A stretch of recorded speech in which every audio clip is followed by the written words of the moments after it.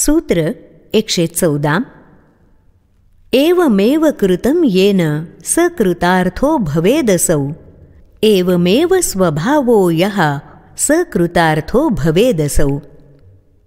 सर्व साधन, उपासना आणि अन्य क्रियारहित होण्याची अवस्था प्राप्त केली आहे असा पुरुष कृतकृत्य आहे आणि तसा ज्याचा सहज स्वभाव झाला आहे तो पुरुष तर कृतकृत्यच आहे, हे काय निराळं सांगायला हवं.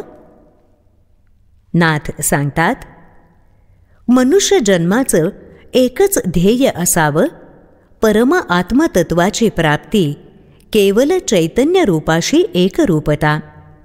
ज्ञान, भक्ती, योग, वैराग्य इत्यादी मार्ग आणि त्यांच्या उपमार्गांचा अवलंब माणसाला ह्या ध्येयप्राप्तीसाठी सहाय्यक ठरतो.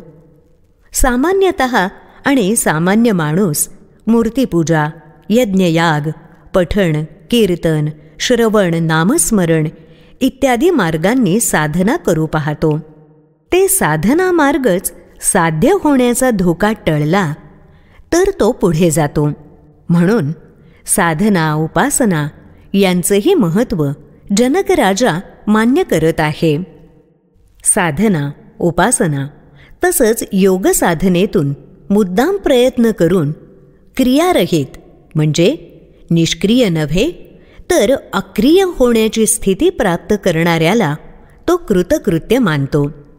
परंतु ही स्थिती जो स्वभावे सहजपणे गाठतो, ज्याचा हा स्वभावच होतो, जो सहजपणे विकार, विचार, अहंकार आणि त्यापासून निर्माण होणाऱ्या कर्मबंधनापासून अलगद मुक्त होतो, तो तर कृतकृत्यच होतो, हे वेगळं सांगण्याची गरजच नाही, असं आत्मज्ञानी जनक राजा इथे सांगत आहे.